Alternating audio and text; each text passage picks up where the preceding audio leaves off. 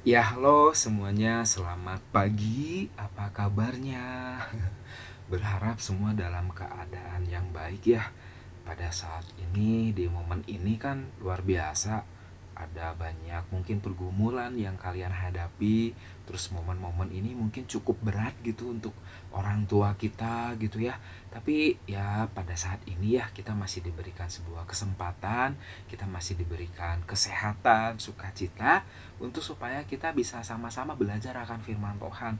Dalam momen yang seperti ini nih, ya Tuhan mungkin ingin kayak membawa setiap para umat manusia ini untuk bisa lebih lagi bersandar sama Tuhan dan berserah sama Tuhan.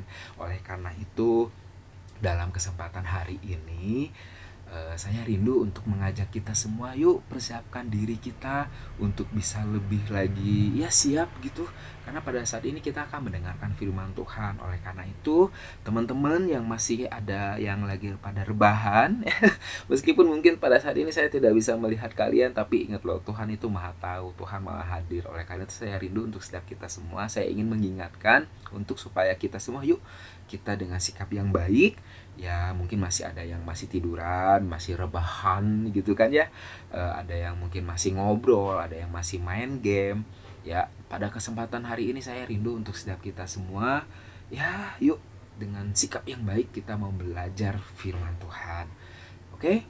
Oke, thank you untuk kerjasamanya. Bagi kalian yang mungkin tadi rebahan langsung siap-siap. Oke, saya mau mendengarkan firman Tuhan. Apa kata firman Tuhan hari ini? Oke, yuk kita akan sama-sama berdoa terlebih dahulu ya. Saya undang untuk setiap kita semua dengan sikap yang baik. Mari kita datang dan meminta pertolongan daripada Tuhan.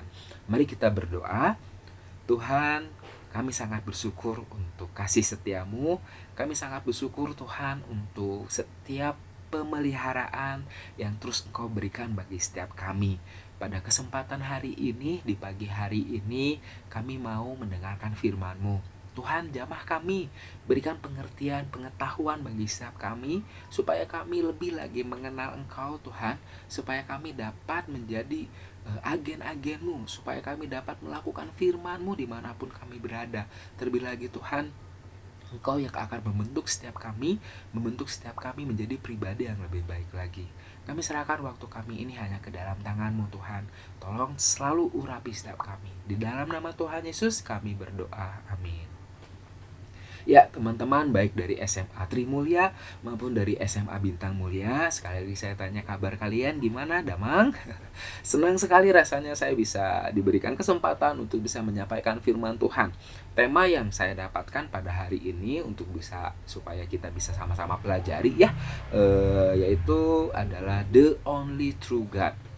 Dan ini bagi saya pribadi itu sangat berat gitu, dan mungkin butuh kuliah beberapa SKS untuk bisa lebih lagi ngulik untuk bisa lebih lagi belajar tentang ini gitu. Tapi ternyata ya dalam perjalanan kehidupan saya, ternyata saya waktu itu sempat ngalamin juga dilema-dilema yang seperti ini. Pas di masa-masa remaja ya, seusia kalian lah ya, dimana di masa itu saya kadang ragu gitu dengan Tuhan, dengan konsep Tuhan, dan mungkin saya selalu menganggap bahwa Tuhan tuh nggak ada, dan ya seolah buat apa sih percaya sama Tuhan gitu. Dan banyak sekali pokoknya alasan-alasan yang sampai akhirnya mungkin menjadi sebuah kebingungan bagi saya pribadi. Tuhan mana yang benar? Tuhan mana yang layak saya sembah? Tuhan mana yang layak saya puji gitu. Dan hal ini menjadi kayak jadi lifestyle gitu, jadi kayak waktu itu tuh ngejalanin hidup tuh kayak hampa-hampa gimana gitu kan ya. Ya mungkin diantara kalian juga mungkin pada saat ini sedang mengalami gitu masa-masa itu. Oleh karena itu bagi saya pribadi ya ini bukan sebuah kebetulan di mana kita bisa sama-sama berkumpul di sini untuk bisa mendengarkan firman Tuhan. Dan pada saat hari ini nih teman-teman, ya kita harus bersyukur gitu, di mana Tuhan selalu membuat proses kita ya dalam menjalani hari demi hari itu ya dituntun untuk supaya kita bisa lebih lagi mengenal Tuhan. Ya salah satunya dengan cara ini nih, dengan ketika kita mengikuti chapel, meskipun dengan sebuah keterpaksaan gitu ya, mungkin gitu diantara kan ada yang keterpaksaan gitu, gara-gara dipaksa ini teh Pak, kalau nggak mada saya udah males gitu ya. Tapi berharap, saya yakin dah SMA Trimulya dan SMA Bintang Mulia tidak ada yang seperti itu. Amin.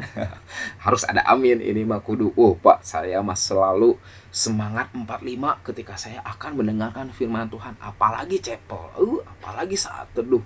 Pokoknya mas saya nomor satu, Pak. Aduh, saya berharap ada yang seperti itu gitu ya teman-teman ya. Ya, ya kita sebagai manusia penuh dengan keterbatasan loh. Ya karena dengan keterbatasan itu seharusnya memberikan sebuah kesadaran bagi setiap kita supaya kita bisa lebih lagi berserah sama Tuhan, supaya kita bisa lebih lagi bersandar sama Tuhan, bener nggak? Ya, momen-momen yang seperti ini ya mungkin Tuhan ingin didik setiap kita supaya menjadi apa ya, kita tuh menjadi pribadi yang lebih baik lagi. Nah, pada kesempatan hari ini teman-teman, karena temanya The Only True God, bener nggak sih saya sebutnya the only atau the only ya? Ya, jadi di dalam tema ini sangat-sangat gini ya, pada zaman ini nih khususnya, dimana teknologi udah semakin luar biasa loh teman-teman. Ada banyak kok penemuan-penemuan yang kayak wow gitu, bikin amazing gitu ya, bikin setiap para manusia mungkin kayak pengetahuan lah nomor satunya, Tuhannya nomor kesekian. Ada konsep-konsep yang memang selalu dilibatkan. Mungkin ada juga di antara para penemu gitu yang berusaha ingin nunjukin nih bahwa alam semesta atau apapun yang ada di dalam sejauh mata memandang kita itu adalah sebuah ya proses-proses yang ada hadir secara alami gitu, bukan karena bantuan Tuhan, tanda kutip seperti itu ya. Memang ada beberapa ilmuwan yang berusaha menyangkal adanya Tuhan, tapi kan tidak sedikit juga di mana para ilmuwan juga bersandar pada firman Tuhan dan mengenal akan Tuhan, di mana Tuhanlah yang menciptakan segala sesuatunya, di mana Tuhanlah yang membuat dunia yang begitu kompleks dan rumit ini, Tuhanlah yang menciptakan segala sesuatunya. Dan ya pasti banyak, cuman yang menarik itu adalah nih, karena kita sebagai manusia penuh dengan keterbatasan ya, sampai akhirnya banyak, ya nggak banyak juga sih, mungkin adalah beberapa gitu yang berusaha mulai kayak membuat sebuah definisi baru tentang Tuhan. Ada loh. Dan ini cukup menarik kalau misalkan kalian tahu ada ajaran agama baru, dan itu kalau nggak salah tahun-tahun kemarin sih ya. Jadi di agama ini yaitu adalah Pastafarianism. Ini saya sering sebut di kelas ya bagi teman-teman yang di SMA Bintang Mulia mungkin sering banget, mungkin pada saat ini bosan si Pak Dwi teh bahas itu aja gitu ya. Bahas itu lagi enggak. Maksudnya gini, bagi saya pribadi si Pastafarianism ini sangat unik sekali gitu ketika saya menemukan ini. Wow, di mana mereka mencoba membuat sebuah konsep Tuhannya yang sangat unik sekali. Mereka membuat sebuah konsep Tuhan itu dari spaghetti gitu teman-teman. Ya mungkin mereka tidak kenal Indomie gitu. Coba kalau misalkan mereka kenal Indomie, mungkin Tuhannya ganti gitu ya. Enggak ya. Jadi konsep mereka itu adalah The Flying Spaghetti Monster ini menganggap bahwa Tuhan itu adalah spaghetti, seperti spaghetti layaknya ya spaghetti gitu ya. Dan hal ini udah legal. Ada beberapa situs gitu ya yang menjual Alkitabnya gitu ya, Bible-nya gitu. Dan itu cukup luar biasa, banyak loh yang mulai menjadi pengikut-pengikutnya gitu. Mungkin pada saat ini gini ya, saya sebagai pribadi mungkin kalau misalkan saya tidak tahu Tuhan yang benar, terus ada tawaran dari teman-teman Flying Spaghetti Monster ini, ya mungkin saya akan tertarik. Kenapa? Karena tawarnya sangat menarik sekali. Konsep surganya juga, wah udah gue nggak rugi gitu gue ikut itu. Karena konsep surga dan neraka juga, aduh nggak begitu menakutkan, malah justru semakin menyenangkan. Dan hal inilah yang dibuat oleh para setiap umat manusia untuk mungkin membuat sebuah komunitas dan ya semakin banyak pengikut akan semakin baik dan segala macamnya gitu ya. Tawaran-tawarannya itu benar-benar sangat menggoda sekali. Dan inilah marketing-marketing yang ada di dalam dunia kita gitu ya, dimana supaya para manusia ini bisa tertarik. Nanti deh kalau misalkan kalian penasaran dengan si Flying Spaghetti Monster ini dengan konsep Tuhan mereka, itu luar biasa. Tapi yang mau saya coba sorotin itu adalah kenapa ada manusia, ada beberapa komunitas yang mencoba mulai mendefinisikan ulang Tuhan gitu. Mencoba membuat sebuah penggambaran Tuhan yang mungkin ingin sesuai dengan apa yang dikehendakinya. Ya nggak salah sih ya, mungkin nggak salah, tapi kita lihat dampaknya seperti apa dan bagaimana. Dan ya banyak sekali gitu yang menjadi apa ya, menjadi sebuah patokan, jadi sebuah standar moral dan segala macam, itu pengaruh besar dalam setiap kehidupan yang dijalani gitu. Dan Karena pada kesempatan hari ini kita belajar tentang the only true God. Tadi ada tawaran tentang Tuhan dari Pastafarianism. Lalu mungkin ada Tuhan-Tuhan yang lainnya. Mungkin di setiap kita juga punya definisi sendiri tentang Tuhan.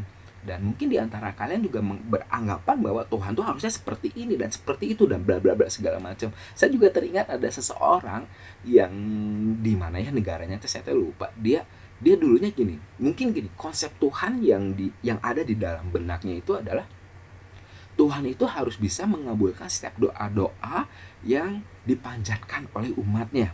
Dan pada saat itu si bapak ini mungkin dia berdoa.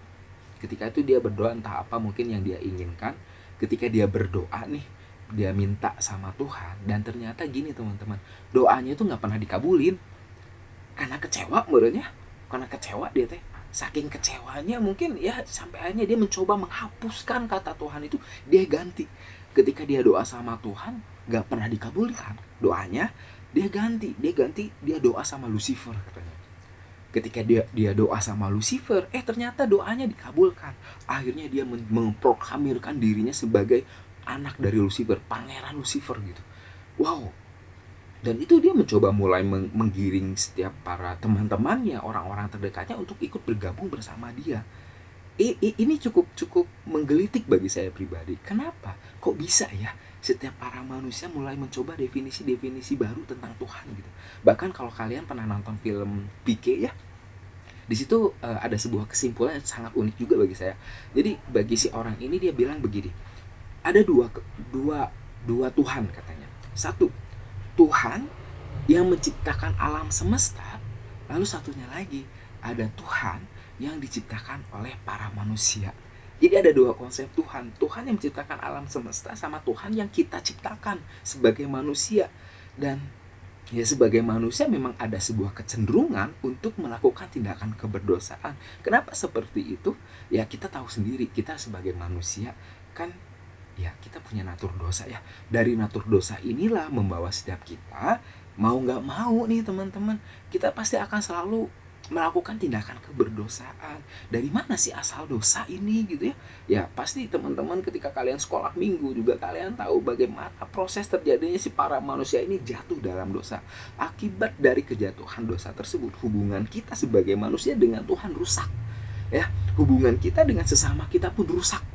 Dengan ya kita ya sebagai ciptaan juga dengan ciptaan-ciptaan Tuhan lainnya juga rusak. Pokoknya akibat dari dosa itu hubungan yang tadinya sangat amat baik kini jadi rusak teman-teman.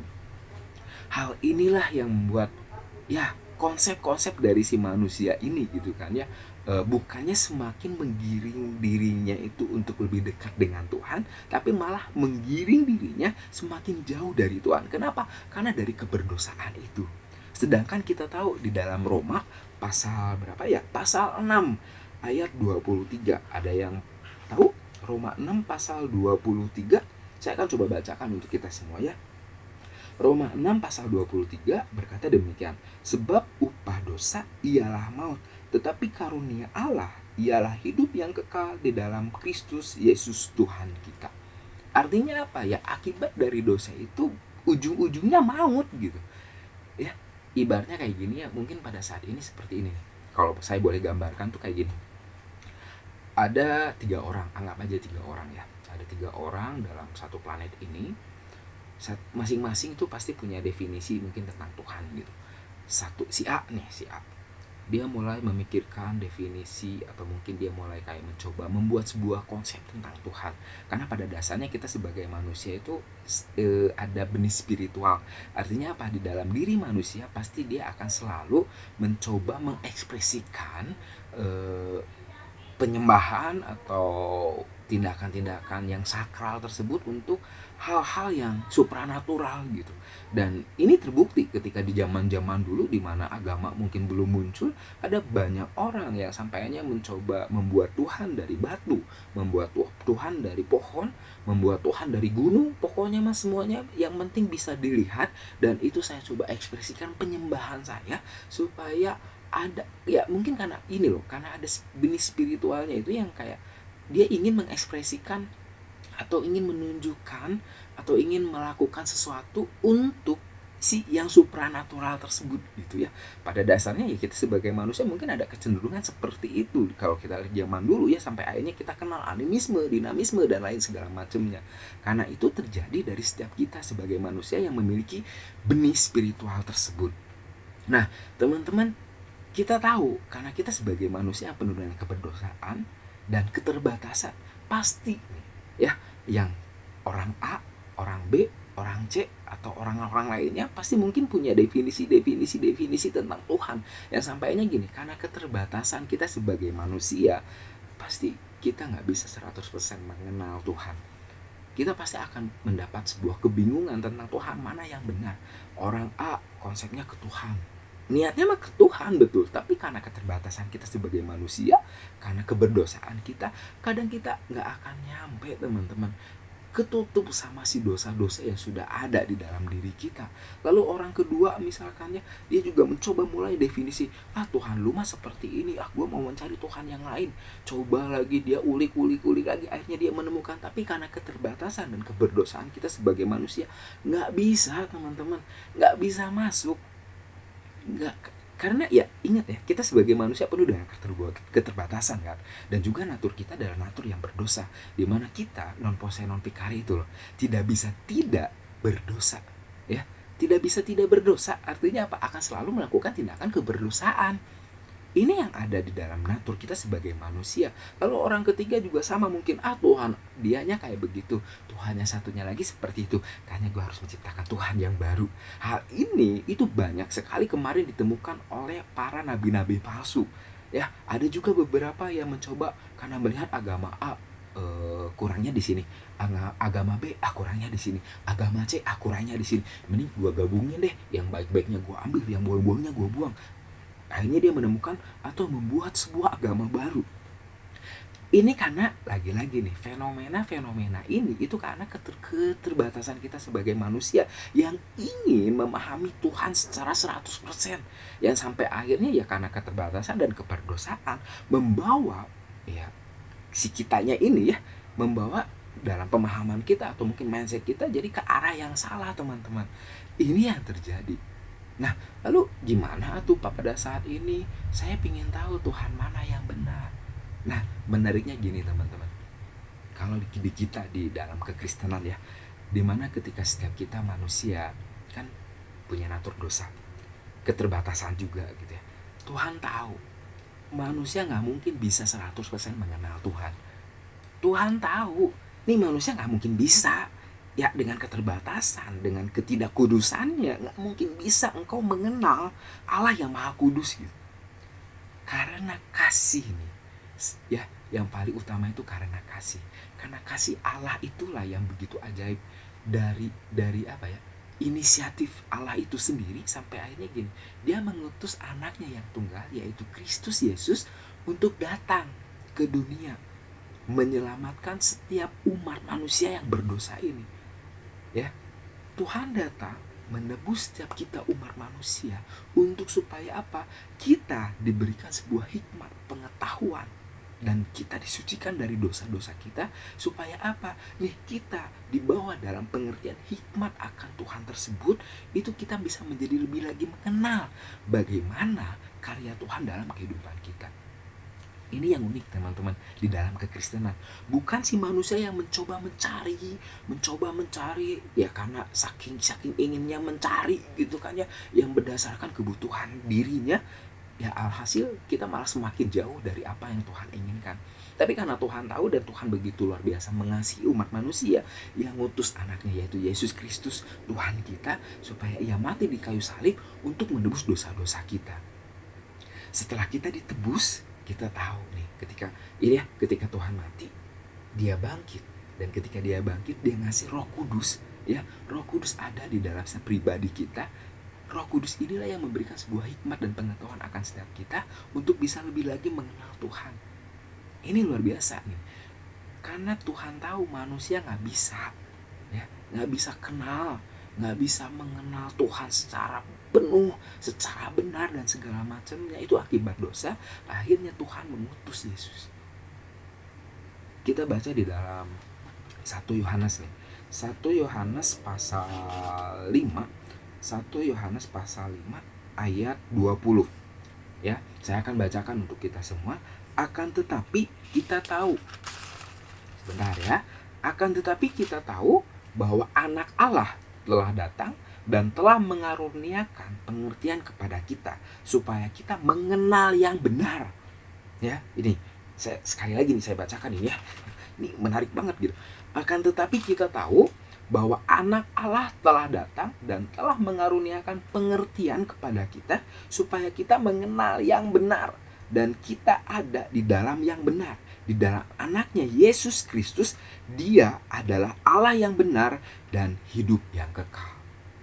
Jelas sekali bukan? Dimana kita tahu bahwa ternyata saking kasihnya Allah kepada umat manusia itu begitu besar, dia mengaruniakan anaknya yang tunggal, yaitu Yesus Kristus, supaya setiap kita ada di dalam hidupnya, dan sampai akhirnya kita bisa lebih lagi mengenal Allah yang benar, yaitu adalah Yesus Kristus yang kita sembah, yang kita puji. Lalu bagaimana dengan Tuhan-Tuhan yang lainnya? Kembali lagi saya tegaskan bahwa karena setiap kita pada naturnya ya, pada dasarnya adalah ya tidak bisa untuk tidak berdosa. Akibat dari keberdosaan itu malah membawa kita, si manusia ini malah semakin jauh daripada Tuhan. Tapi beda cerita ketika kita sebagai pribadi ya tahu, atau mungkin lebih kayak peka nih, iya Tuhan udah datang menebus setiap kita umat manusia, memberikan hikmat, memberikan pengetahuan, menolong, memberikan Roh Kudus agar setiap kita bisa lebih lagi mengerti apa yang ingin Tuhan sampaikan kepada umat manusia, dan memberikan sebuah pemahaman yang baru. Ini loh Tuhan yang benar, Tuhan yang kita sembah, di mana Tuhan yang begitu mengasihi umat manusia, di mana Tuhan yang begitu sangat menyayangi umat manusia. Kita bisa lihat karya-karyanya. Ya mungkin di antara kalian ada yang sedang galau, ada yang mungkin pada saat ini sedang berasa banget nih, terpuruk banget, Tuhan minta sama Tuhan, doa sama Tuhan, kok berasa lama banget sih jawaban dari Tuhan. Mungkin ada yang seperti itu. Tapi kita bisa lihat loh, di sini kayak Tuhan tuh ingin ngebentuk kita menjadi pribadi yang lebih lagi berserah sama Tuhan. Karena ya kita sebagai manusia ya, bukan seperti robot. Tuhan ketika menciptakan kita sebagai manusia, dia nggak setting kita kayak robot gitu. Jam segini kamu harus menyembah, di setting gitu. Kamu harus datang ke saya, di setting gitu. Nggak seperti itu. Tuhan malah memberikan kita seperti kehendak. Nah, kehendak inilah yang kadang cenderung si manusia ini kalau misalkan masih terikat dengan dosa, membawa kita ini malah semakin jauh daripada Tuhan. Karena keterikatan kita dalam dosa tersebut. Tetapi ketika kita udah tahu, kita udah sadar bahwa Tuhan ada untuk menebus setiap dosa kita, kan belenggu dosa itu udah mulai dipatahkan. Yang tadinya engkau menjadi hamba dosa, di mana engkau selalu taat akan keberdosaan, kini Tuhan sudah memberikan anaknya itu, Yesus Kristus, di mana kita sebagai umat manusia sudah ditebus. Ya kan? Karena kita sudah ditebus, alhasil gini, kita bukan lagi hamba dosa, tetapi kita adalah hamba kebenaran. Dalam hamba kebenaran ini kita bisa membuahkan hasil yang baik, yaitu buah-buah yang dimana kita bisa membawa sukacita, damai sejahtera bagi orang-orang yang ada di sekitar kita. Lalu kalau misalkan gini teman-teman, ada lagi ternyata ada tawaran yang baru, tawaran yang menarik tentang konsep Tuhan yang baru. Kita apakah akan tergoda? Ya kalau misalkan kita semakin jauh dari Tuhan, mungkin bisa saja kita tergoda. Tetapi ketika kita sudah percaya dan yakin ditebus oleh darah Kristus, sebagai ya kita sudah ditebusnya sebagai anaknya yang kudus gitu, anaknya yang boleh mati di kayu salib untuk setiap kita. Saya yakin ketika ada godaan-godaan tersebut, kita bakal semakin diteguhkan oleh Tuhan. Kalaupun misalkan kita jatuh dalam dosa, Tuhan pasti angkat setiap kita untuk semakin lebih lagi mengenal Tuhan. Ya proses ya, yang namanya proses gitu kan, setiap orang pasti berbeda. Nah pada kesempatan hari ini mungkin ada di antara kalian, ada di beberapa teman-teman mungkin yang ngerasa kayak, terus Tuhan mana yang bener ya, kok gue berasa bingung nih, bahkan mungkin ketika doa, kayak soalnya gue gak ngomong sama siapa-siapa, soalnya gue kayak ngomong sama tembok ya, mungkin seperti itu gitu. Tapi ada hal yang menarik, Tuhan izinkan waktu demi waktu, hari demi hari, sebuah kesempatan yang baru untuk supaya kita bisa lebih lagi mengenal karya-karyanya. di mana Tuhan selalu memberikan sebuah proses yang sangat amat baik untuk setiap umat manusia. Dan yang lebih lagi itu adalah Tuhan selalu menginginkan supaya setiap para umat manusia ini mengenal dengan sungguh bagaimana Tuhan nyata, bagaimana pertolongan Tuhan itu begitu hadir dalam setiap kehidupan umat manusia. Tuhan ingin supaya membawa setiap para manusia yang tadinya tidak kenal Tuhan itu mengenal Tuhan. Itu tugas kita sebenarnya teman-teman. Dimana ketika kita ditebus oleh darah yang kudus, dimana ketika kita sebagai manusia yang mungkin dulunya penuh dengan keberdosaan dan sekarang kita sudah tahu bahwa Allah begitu mengasihi kita, tugas kita sekarang itu adalah mengasihi mereka yang ada di luar sana yang belum mengenal kasih Allah. Ini sama seperti waktu itu Musa, ketika Musa diminta sama Tuhan untuk membawa bangsa Israel keluar dari Mesir. Kan Musa tanya, Tuhan kalau misalkan mereka nanya nih, siapa yang ngutus aku, saya kudu jawab gimana? Terus kata Tuhan, aku adalah aku. Ya. Jadi, gimana ya ini? Saya nggak bisa apa-apa, saya nggak bisa. Tapi ternyata gini, dalam keraguan Musa, dalam ketidakberdayaan Musa, Tuhan ingin menyampaikan sesuatu di mana Tuhan yang hadir, yang ada akan selalu menolong dia, memberikan sebuah mujizat sampai akhirnya nih orang-orang Israel, bangsa Israel tersebut bisa mengenal dan bersyukur disertai oleh Tuhan. Dan pada saat ini ya tugas kita nih untuk bisa membagikan kasih yang sudah kita dapatkan dari Kristus, kasih yang luar biasa yang udah Tuhan anugerahkan untuk setiap kita. Ya saya yakin, saya rindu nih untuk kita semua pasti kita bisa menjadi orang yang lebih baik lagi, menjadi pribadi-pribadi yang bisa lebih lagi dekat dengan Tuhan teman-teman. Ya kita tahu mungkin ada banyak ajaran-ajaran atau mungkin Tuhan yang ditawarkan oleh dunia ini gitu ya. Tapi satu yang pasti, kita sebagai manusia yang penuh dengan keberdosaan itu, kita gak mungkin bisa 100% mengenal Tuhan. Kita mungkin gimana kita bisa mau mengenal Tuhan gitu. Kita gak akan nyampe karena kita kehalang oleh kabut dosa tersebut gitu. Ya yang satu-satunya yang bisa membawa kita lebih lagi dekat sama dia itu adalah ya dia sendiri gitu ya. Dia yang turun tangan, dia yang angkat kita untuk bisa lebih lagi mengerti. Kayak mata kita dicelikan gitu, dicelikan untuk kayak melihat, oh iya, Tuhan yang kita sembah, Tuhan yang kita puja, Tuhan yang kita tinggikan, dia selalu ada untuk setiap kita. Tuhan Yesus selalu bilang bahwa engkau adalah sahabatku, ya kan? Tuhan Yesus juga selalu memberikan sebuah pengajaran dan sebuah kegiatan yang dia lakukan itu kayak ingin nunjukin engkau harusnya mengikuti apa yang aku lakukan. Dimana ketika dia bertemu dengan orang-orang yang mungkin dikucilkan, Tuhan datang untuk merangkulnya, ya kan? Tuhan datang untuk membawa sebuah kedamaian. Demikian juga dengan kita teman-teman.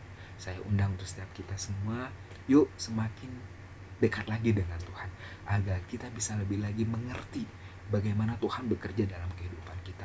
Semakin engkau ragu ya, ketika engkau kayak ngerasa nggak jauh sama Tuhan, kayak seolah-olah hidupmu kayak Tuhan tuh nggak ada dan bla-bla segala macam, yuk semakin lagi harus kita komitmen gitu ya, semakin komitmen agar kita bisa lebih lagi dekat dengan Tuhan. Oleh karena itu, yuk teman-teman kita bisa belajar dari firman Tuhan ini untuk bisa lebih lagi mengenal Tuhan dengan apa yang sudah Tuhan tunjukkan, yaitu dengan kasih-Nya gitu. Dimana kasih Allah begitu luar biasa nyata untuk setiap kita.